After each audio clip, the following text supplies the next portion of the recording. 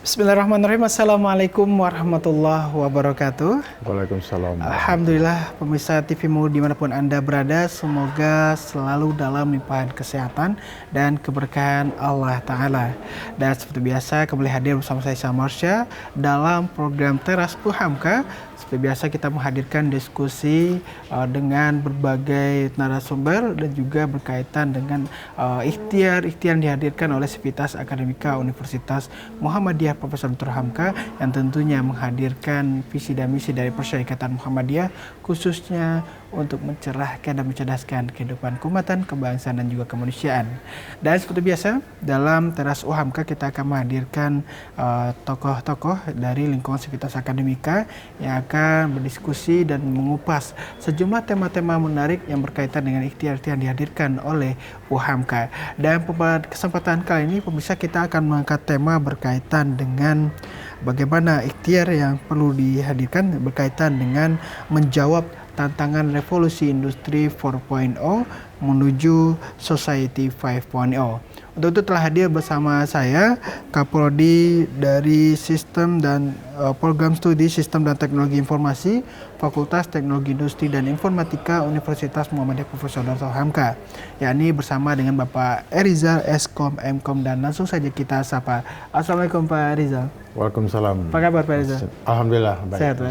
Sehat, alhamdulillah. Terima kasih Pak Rizal untuk sudah bergabung dalam Teras Uhamka untuk berbagi berkaitan dengan berbagi perspektif dan juga pandangan berkaitan dengan tema kita pada kesempatan kali ini.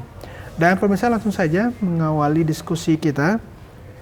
Sebelumnya kita akan melihat seperti apa dari program studi Sistem dan Teknologi Informasi yang juga berada di Fakultas Teknologi Informatika, Teknologi Industri dan Informatika UHAMKA kali ini. Dan langsung saja kita ke Pak Erizal. Pak Erizal mungkin mengawali diskusi kita sebelum nanti kita melihat menjawab tantangan bagaimana revolusi industri 4.0 dan menuju era society 5.0 ini.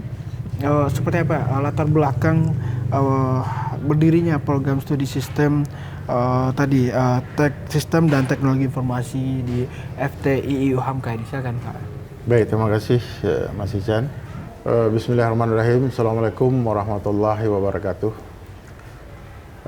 Para pemirsa TVmu dimanapun berada, saya Erizal sebagai Kaprodi dari Program Studi Sistem dan Teknologi Informasi Fakultas Teknologi Industri dan Informatika UHAMKA. Seperti yang apa yang ditanyakan oleh Mas Ican tadi, ini prodi kita pendekkan namanya STI ya. STI itu Sistem dan Teknologi Informasi. Ini adalah program studi baru di FTII. Berarti kalau saat ini masih dikatakan anak bungsu lah. Anak bungsu. Tahun berapa hadirnya? 2023. Oh, Masya Allah. Berarti baru ini. Lagi lucu-lucunya. Lucu-lucunya. Ya. Nah, ini latar belakangnya Mas Ican. Kita hampir 22 tahun, 24 tahun ya. Sampai tahun 2022. Itu Fakultas Teknik itu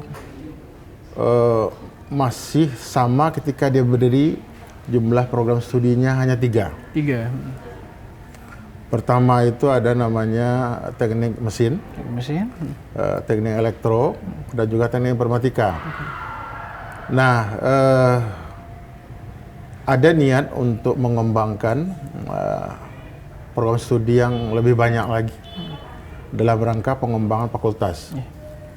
Nah, kita di sini melihat, menganalisis bahwa saat ini itu kalau kita bicara fakultas teknik, nah bidang yang sekarang itu hanya dua Pak, dua. Pertama bidang computing, yaitu adanya prodi teknik informatika.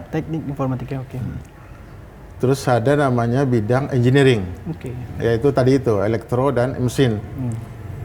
Nah, kalau ada peluang di pasar yang saat ini sedang berkembang, sedang dibutuhkan, nah, yaitu bidang computing. Computing, Nah, Nah, kita dari Fakultas Teknik saat itu ingin mengembangkan, tapi kita kalau bisa fakultas kita itu harus bisa ruang lingkupnya lebih luas. Nah, kalau kita bicara teknik itu kan engineering, ya kan? Nah, computingnya nggak masuk. Padahal kita ingin mengembangkan computingnya. Nah, berarti kita harus merubah dulu nomenklatur fakultas, ya kan? Nah, alhamdulillah tahun 2022 akhir ya, kita sudah mempunyai fakultas nomenklatur baru, yaitu ada namanya Fakultas Teknologi Industri dan Informatika. Dari situ langsung kita, teknik, dari tadi sebelumnya Fakultas Teknik, Mas Ican. Nah, setelah itu barulah kita siap-siap seperti yang kita harapkan tadi, bicara tentang pasar, bicara dengan peluang, kita harus mengembangkan jumlah program studi di Fakultas Teknik itu. Akhirnya kita bikin tim task force, kita usulkanlah salah pilihan kita adalah sistem dan teknologi informasi. Nah, prodi ini baru. Nah, kami tim task force ini berusaha mencari sebagai acuan referensi kita, yaitu ke ITB. Karena pencetus dari prodi ini ITB. Karena prodi itu masuk prodi baru, Mas Ican. Nah, kami bicara tentang tujuan, tentang kurikulum, visi misinya. Akhirnya ya kita mengusulkan bahwa kita usulkan nama prodi kita yaitu Sistem dan Teknologi Informasi. Alhamdulillah 2023 kita bisa izinnya keluar. Alhamdulillah. Ya gitu, Mas Ican. Nah, kalau kaitan tadi, kan kita tahu kalau di Fakultas Teknik sebelumnya itu ada sistem teknik informatika. Sekarang ada sistem teknologi informasi. Itu apa yang membedakan, Pak? Nah, ini Mas Ican, ini baik pertanyaannya. Ini juga yang sering ditanyakan banyak orang. Ini sebenarnya kakak beradik. Kakak beradik. Iya, sebenarnya beririsan. Nah, tetapi mempunyai sebuah output hasil yang berbeda. Nah, kita lihat yang komplemennya itu kalau kita ibaratkan ya Mas Ican, teknik informatika itu adalah fokus kuat di coding. Coding, Nah, berarti kalau kuat di coding, dia harus kuat juga algoritmanya. Nah, karena sedangkan kita di sistem teknologi informasi ini kita tidak dikuatkan di situ, tapi kita dikuatkan di bisnis dan manajemen.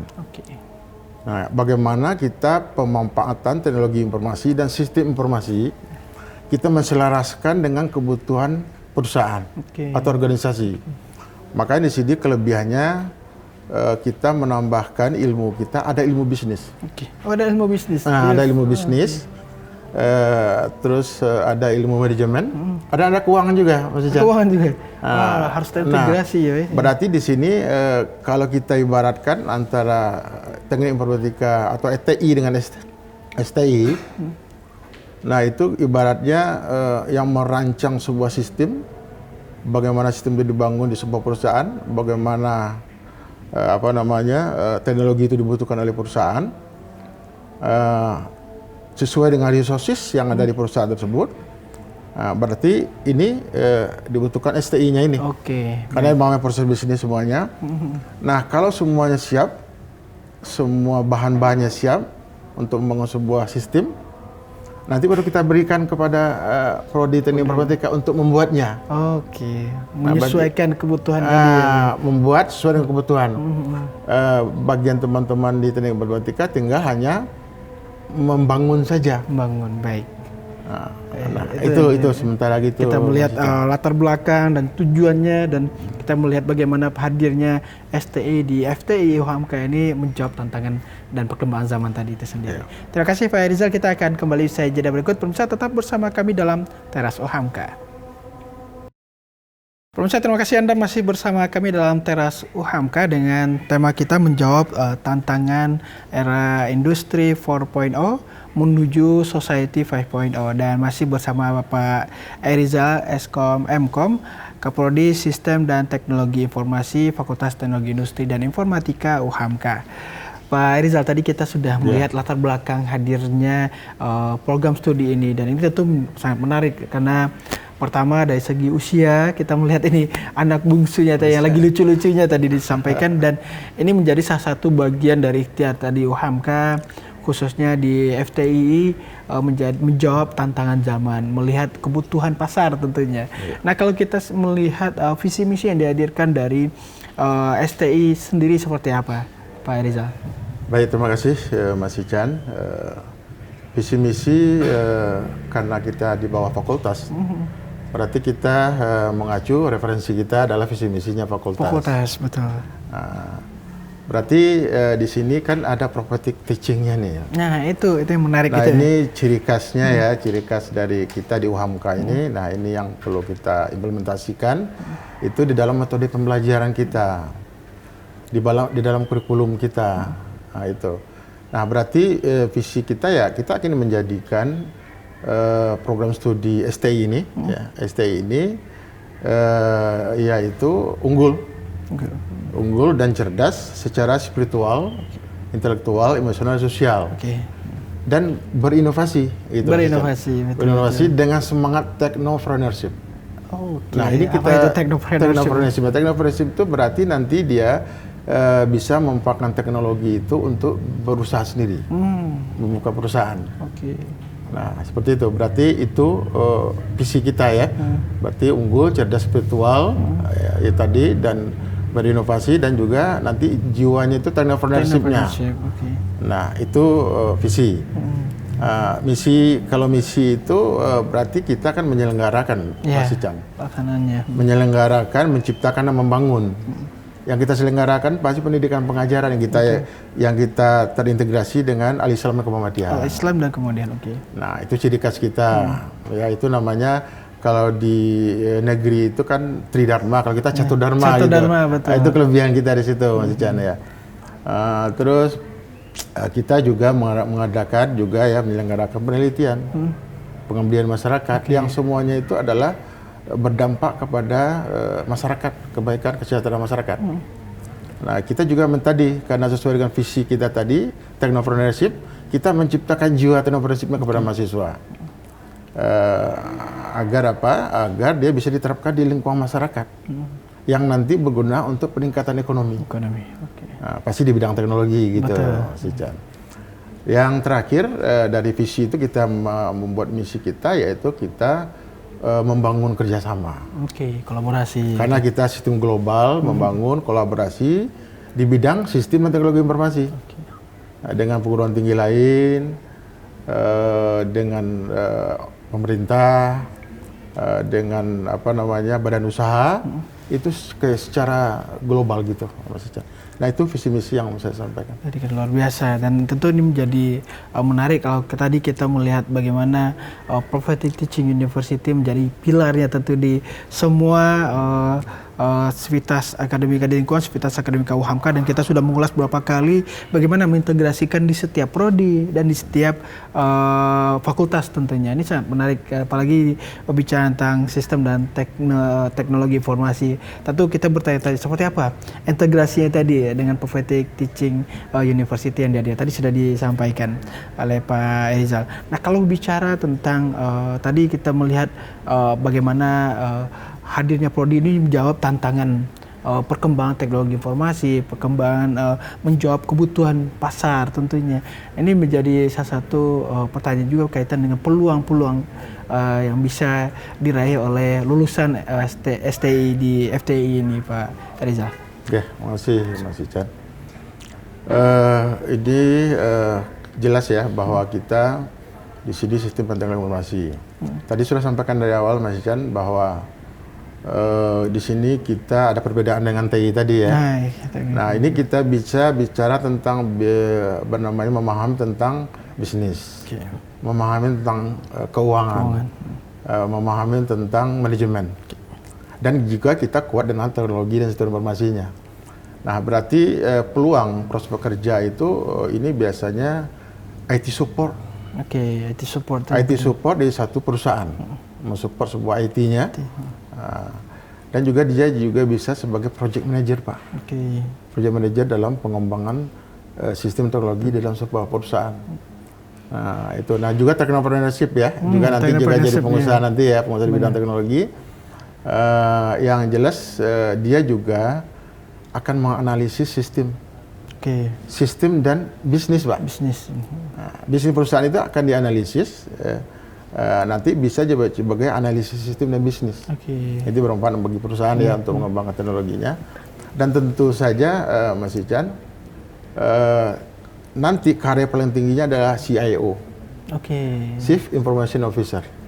Nah, ini peluang-peluang yang ada untuk nanti ya kelulusan bagi mahasiswa yang menimba ilmunya di Prodi STI ini. Masya Allah. Artinya kalau kita melihat, pertama kalau misalnya orang pengen masuk perguruan tinggi, pengen ambil prodi apa, di fakultas apa, tentu melihat saya kalau ambil di prodi ini, saya bakal outputnya seperti apa. Artinya kita bisa melihat banyak sekali, karena terlebih di era saat ini ya Pak Rizal, peluang-peluang yang ada ya. Atau gini Mas, saya tambahkan Mister, boleh ya? Boleh kan? Kita kan tadi sudah sampaikan, biasanya orang ya kita analisis, kita kan kebetulan saya di TI juga ngajar tadinya. Nah itu kita lihat ada beberapa mahasiswa, bagi dia itu TI itu hanya melakukan sesuatu pengelolaan penggunaan. Nah mereka kadang di coding itu nggak handal, bermasalah di situ. Nah tetapi kita walaupun kita tidak kuat di situ, tapi kemungkinan peluang untuk jadi programmer itu tetap ada, Pak. Ada. Karena kita juga di kurikulum kita juga memberikan dasar-dasar pemrograman dan pengodingan. Tetap kita lakukan. Itu salah satu prospek tambahan. Basicnya, Masya Allah. Baik, terima kasih Pak Irzal. Kita akan ulas kembali dan juga kita melihat lebih besar untuk bicara tadi menjawab tantangan era industri 4.0 dan menuju era society 5.0. Kita akan kembali usai jeda berikut. Pemirsa tetap bersama kami dalam Teras UHAMKA. Pemirsa, terima kasih Anda masih bersama kami dalam Teras UHAMKA, dan tadi dua segmen awal kita sudah melihat latar belakang hadirnya program studi sistem dan teknologi informasi di FTI UHAMKA. Kita melihat bagaimana tujuan hadirnya program studi ini dan termasuk bicara tentang visi misi yang dihadirkan dan mengintegrasikannya dengan prophetic teaching university di UHAMKA. Dan kalau kita melihat kurikulum nih Pak Rizal, seperti apa kurikulum yang dihadirkan di STI sendiri? Ya, terima kasih Mas Ican. Kurikulum itu adalah inti dari program studi. Kita ingin menghasilkan SDM. Itu dari kurikulum Mas Ican. Kurikulum. Nah, kita ingin mencapai visi kita dari kurikulum. Dari kurikulum. Nah, alhamdulillah kita ketika prodi kita didirikan dan kita sudah mengimplementasikan sekarang, ya sudah ada mahasiswa kita kan, sudah ada. Nah, kita langsung menggunakan kurikulum berbasis OB. Apa itu? Nah, OB itu Mas Ican adalah kurikulum yang sekarang yaitu outcome based education. Nah, sekarang itu kita mengajar, kita memberikan mata kuliah itu harus dilihat bukan kepada teksnya, ya, bagaimana dia memahami, tapi dia juga apa yang dihasilkan dari apa yang dipelajari. Nah, kalau kita lihat di kurikulum kita itu ada namanya capaian mata kuliah, ada capaian kelulusan. Nah, berarti sebelum dia mencapai capaian kelulusan tadi, berarti setelah dia lulus dari STI itu nanti dia bisa apa? Itu yang diperhatikan, ya. Terus nanti untuk mencapai itu ada berapa mata kuliah tadi? Itu capaian mata kuliah namanya. Berarti setiap mata kuliah itu harus ada hasil yang didapat oleh mahasiswa. Nah, itu apa? Nanti itulah yang diuji nanti di kita sekarang itu ada namanya evaluasinya juga, nanti ada berbasis OB juga. UTS dan UAS itu hanya sekedar hanya untuk assessment. Tapi setiap pertemuan itu tercapai mata kuliah itu sudah berapa persen. Nah, itu kita juga di samping OB kan kita juga mengacu kepada Kemendikbud KKNI, SNDikti. SNDikti itu di dalam implementasi kita di dalam kurikulum itu bagaimana pengetahuan, sikap dan keterampilan juga ada di dalam metode-metode pembelajaran kita di dalam kurikulum itu. Nah, itu kurikulum yang dihadirkan. Nah, kalau kita melihat ini tahun kedua tentu berjalannya sistem sistem dan teknologi informasi. Seperti apa outputnya tadi? Kalau apakah sudah berjalan seperti apa Pak? Ini OB-nya tadi sudah ada.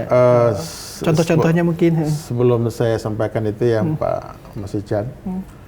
Tadi bahwa di dalam kurikulum tadi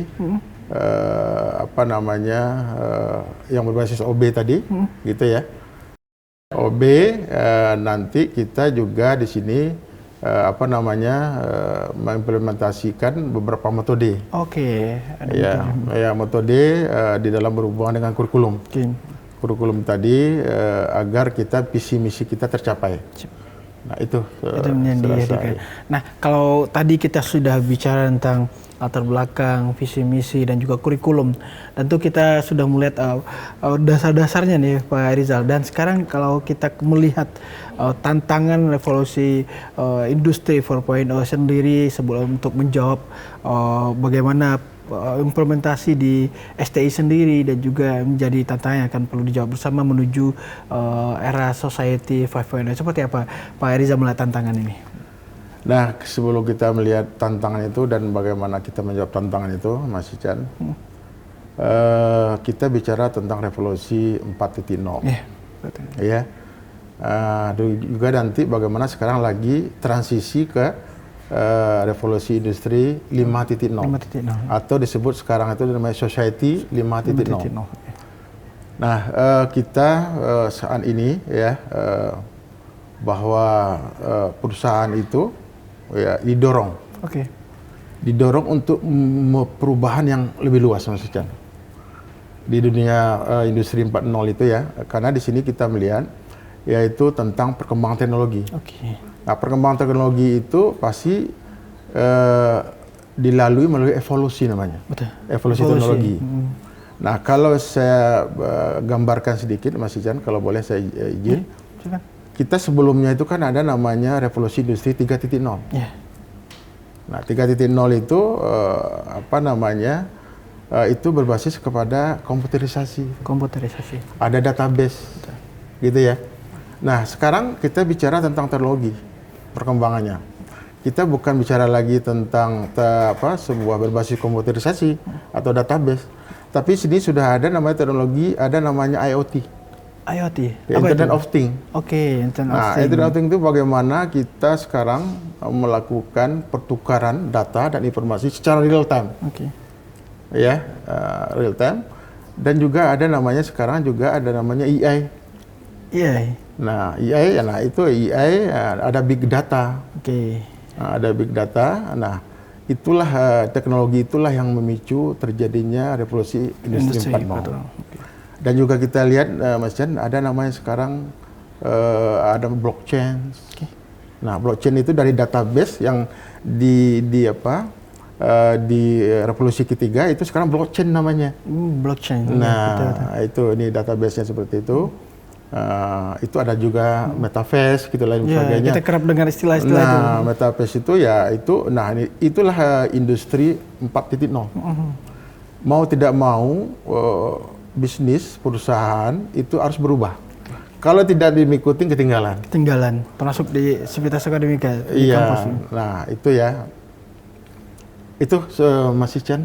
Nah, seperti apa ikhtiar yang perlu dihadirkan melihat tantangan-tantangan itu, apalagi kita menapaki society 5.0 ini.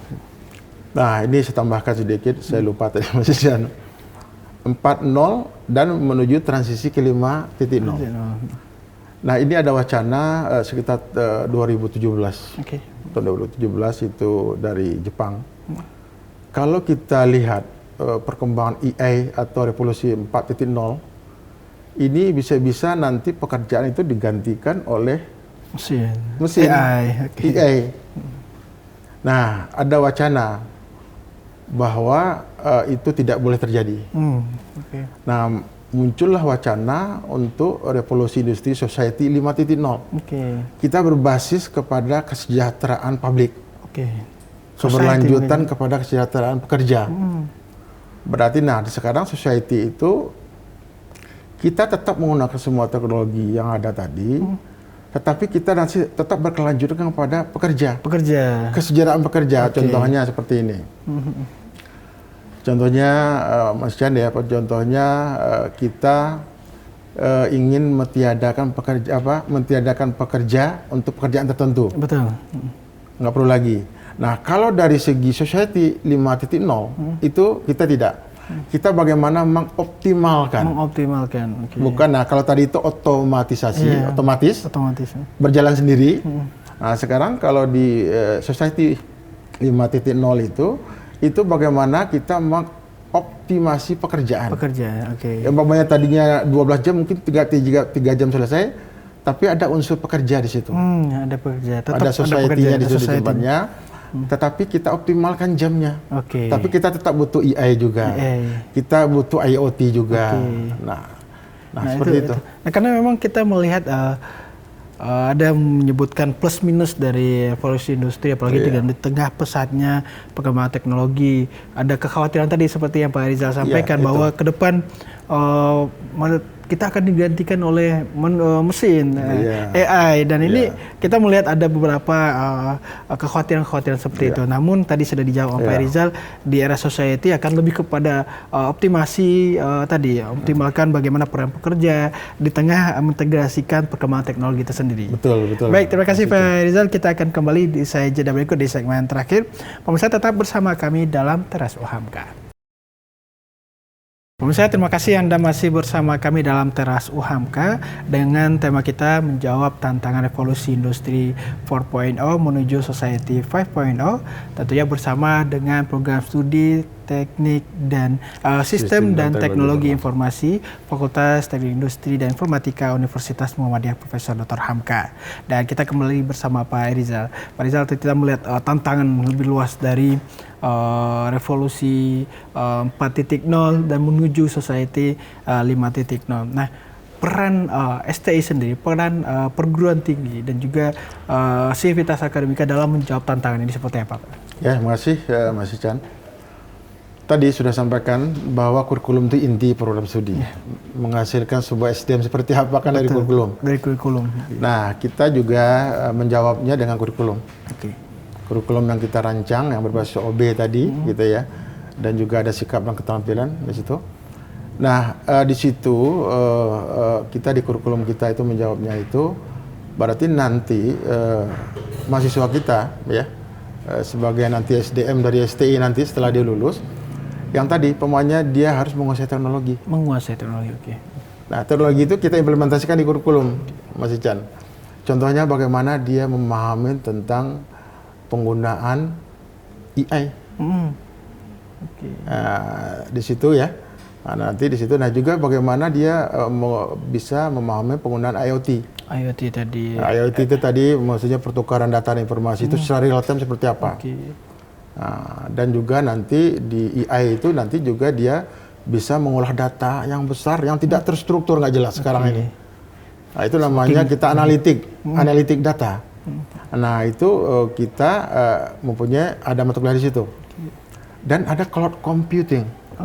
Cloud computing. Nah, cloud computing itu sekarang itu kita tidak perlu lagi menyimpan, mengakses dengan keterbatasan tempat, space dan waktu. Ada cloud computing. Nah, kita juga siapkan di situ. Nah, itu ya. Nah, di samping beberapa teknologi banyak sekali itu Mas Chan, juga ada soft skill. Nah, soft skill itu, nah kita di FTI itu ada namanya program enrichment, mata kuliah enrichment, pengayaan.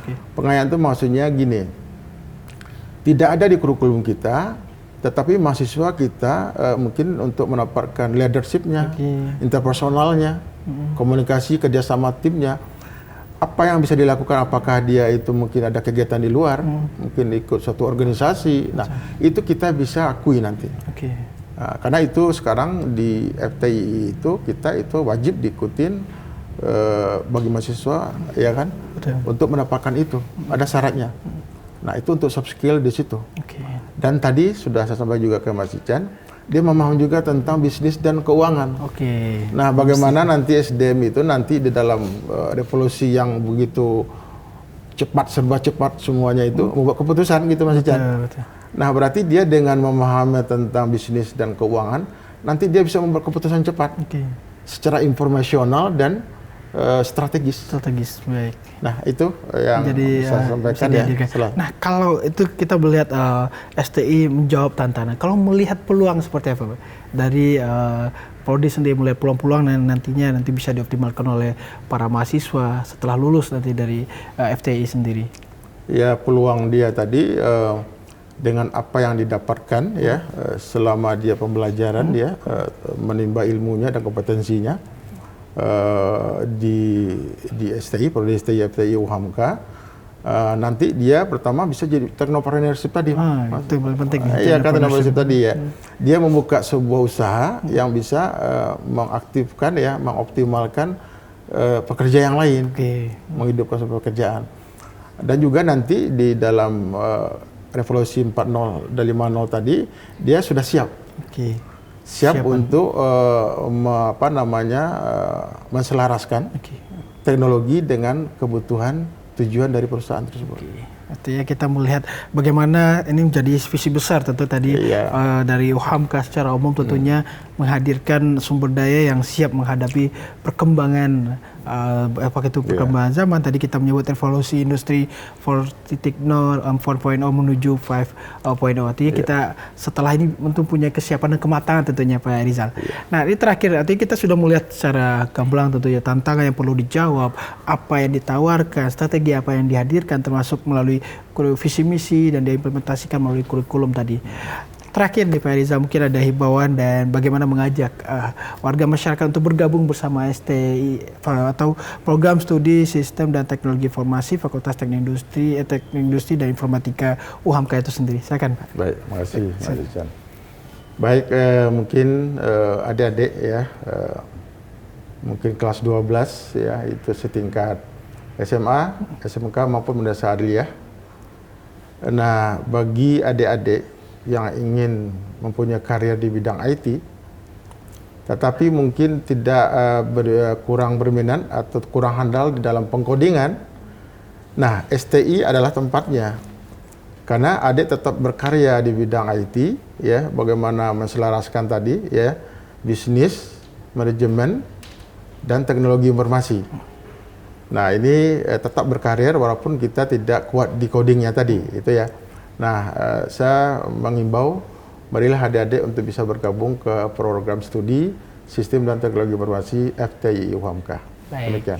Baik, terima kasih Pak Rizal untuk apa yang disampaikan pada kesempatan kali ini, dan kita melihat tantangan yang perlu dijawab bersama melalui Sivitas Akademika UHAMKA, khususnya program studi Sistem dan Teknologi Informasi Fakultas Teknik Industri dan Informatika Universitas Muhammadiyah Profesor Dr. Hamka. Sekali lagi terima kasih Pak Rizal atas waktu dan kesempatannya. Dan pemirsa, demikian diskusi kita bersama Pak Rizal Eskom Mkom dari selaku Kaprodi atau Ketua Program Studi dari bidang Sistem dan Teknologi Informasi UHAMKA. Dan demikian diskusi kita, terus saksikan Teras UHAMKA dengan tema-tema menarik lainnya bersama Sivitas Akademika UHAMKA. Saya Syamarsha dan juga Pak Rizal undur diri.